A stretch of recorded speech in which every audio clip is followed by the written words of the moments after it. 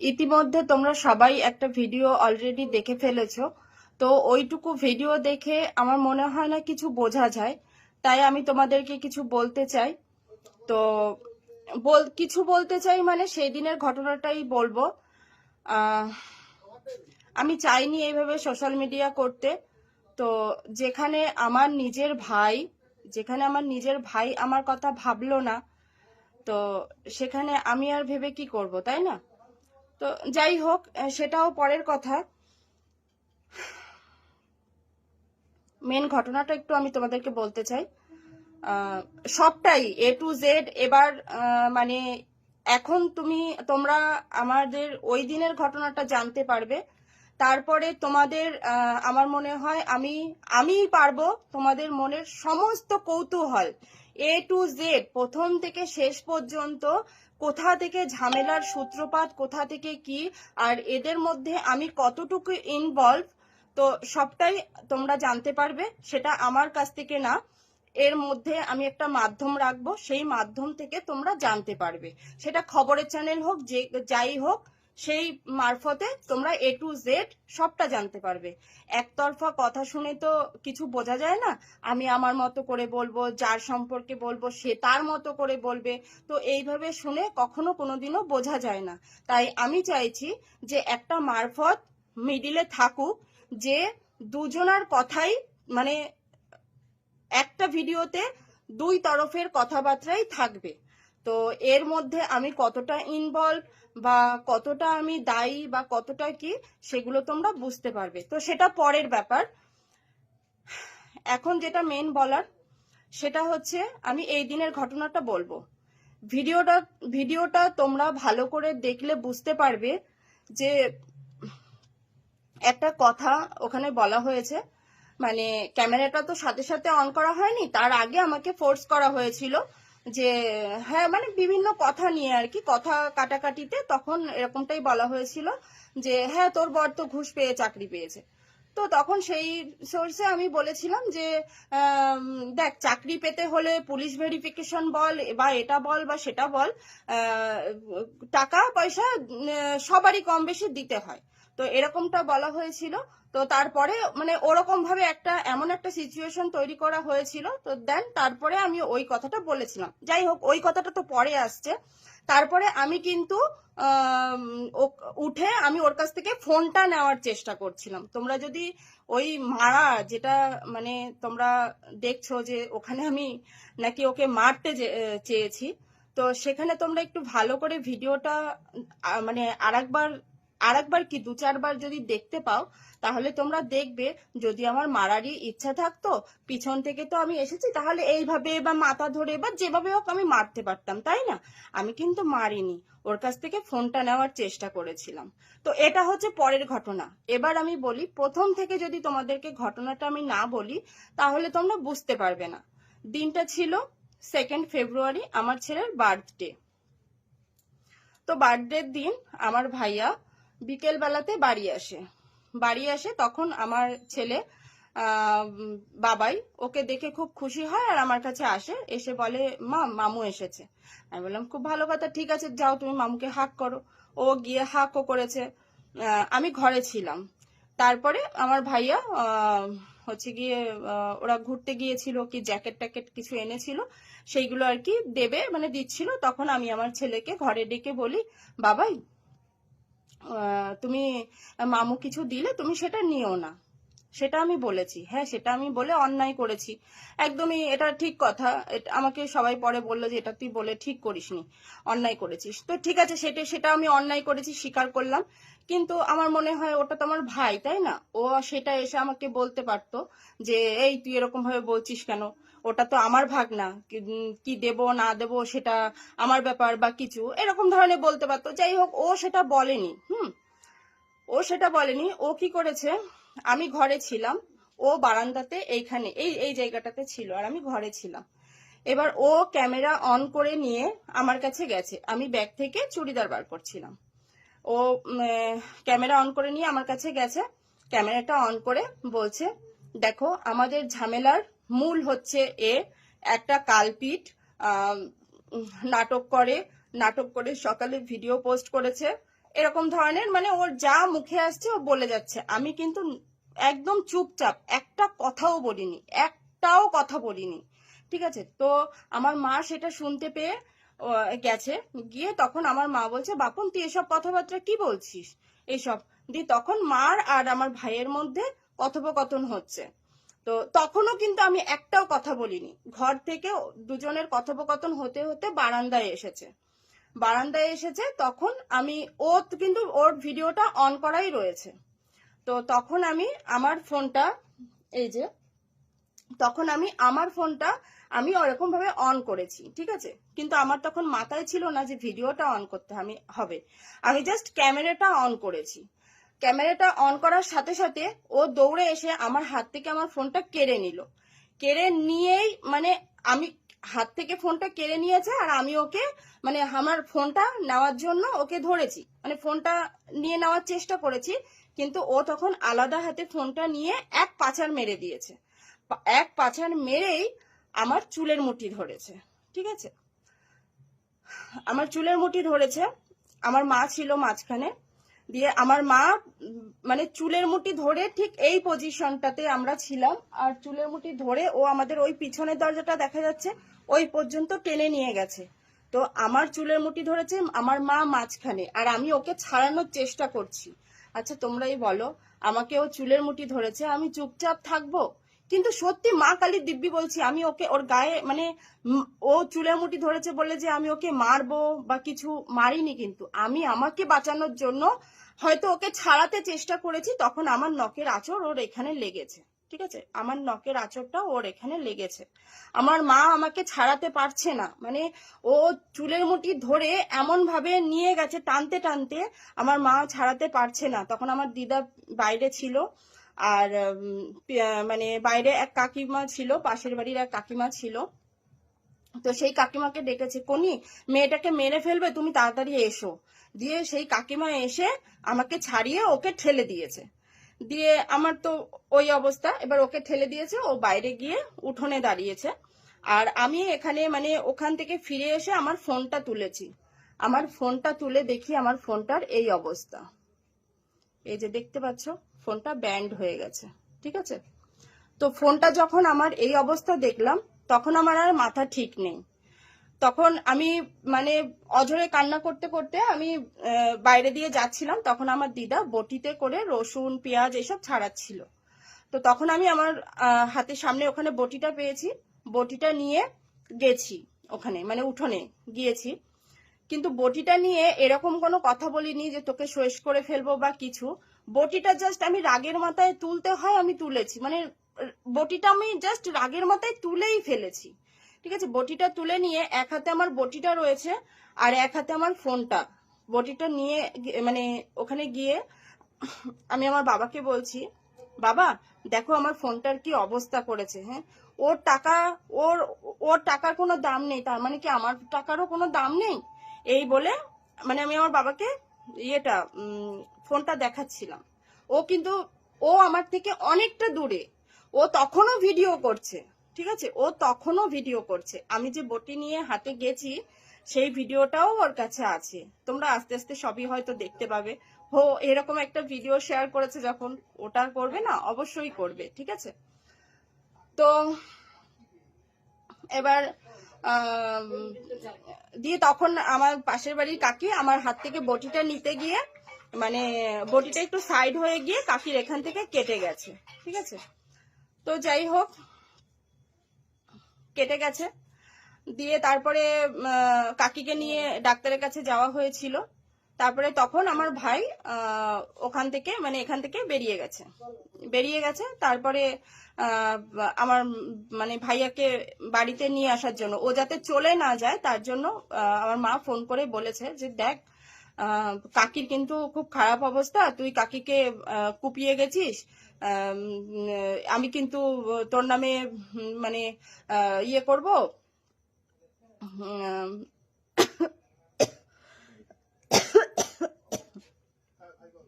তুই বাড়ি আয়, হ্যাঁ তুই দেখে যা, কাকির কিন্তু খুব খারাপ অবস্থা।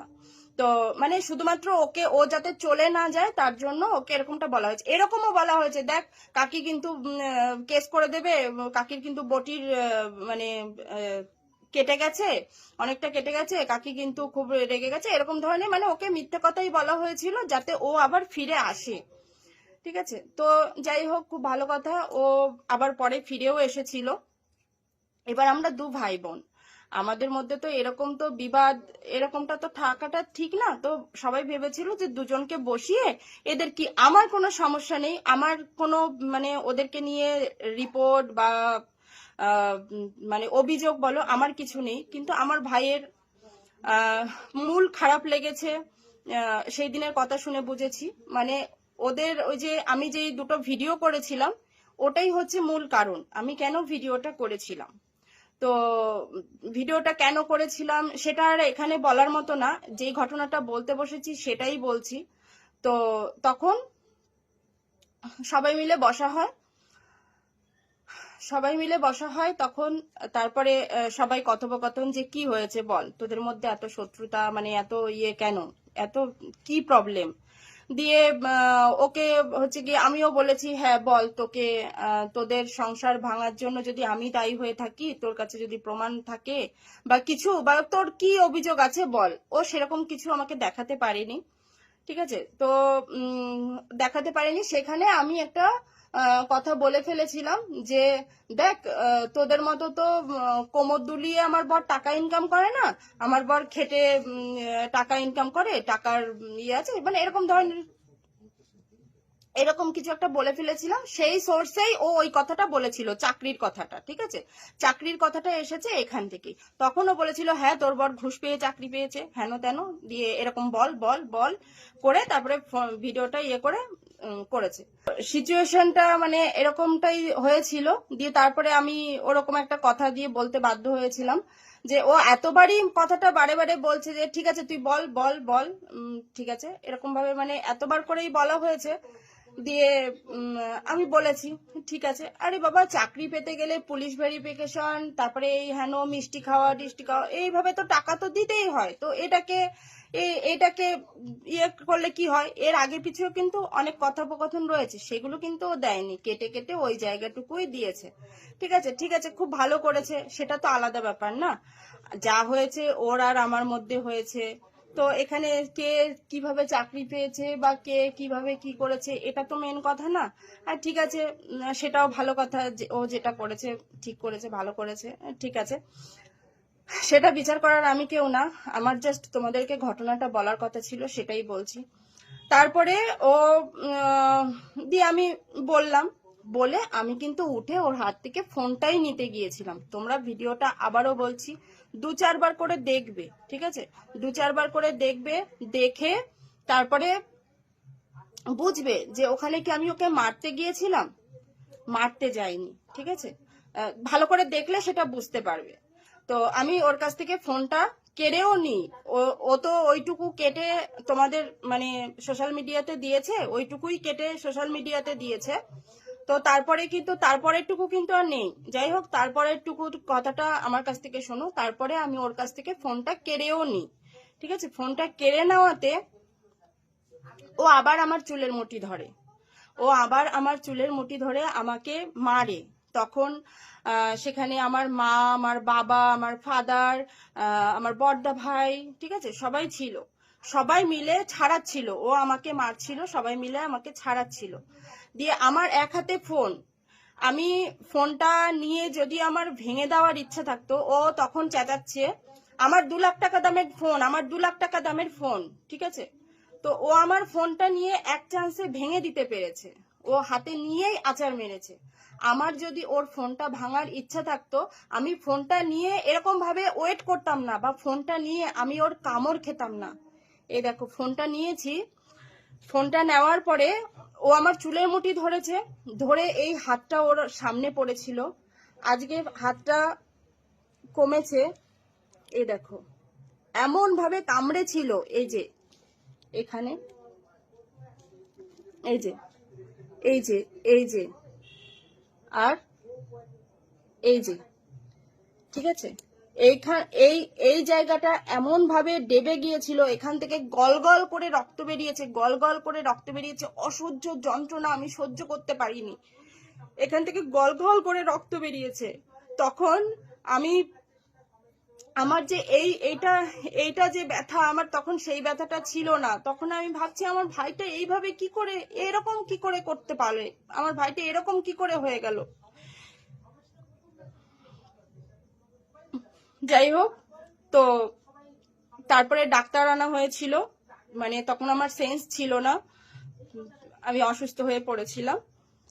তো এই ছিল ওই দিনের ঘটনা, ঠিক আছে। এর আগে পরের ঘটনা তো মানে সেগুলো আমি মানে এতদিন সোশ্যাল মিডিয়া হয়নি, এতদিন যেরকম ছিল ছিল, এবার তোমরা সবটাই জানতে পারবে কে কিরকম, আমি কতটা নাটক করি, আমি কিরকম রাক্ষসী দিদি, আমি কিরকম কি, সবটাই তোমরা জানতে পারবে আমি কতটা কি করেছি।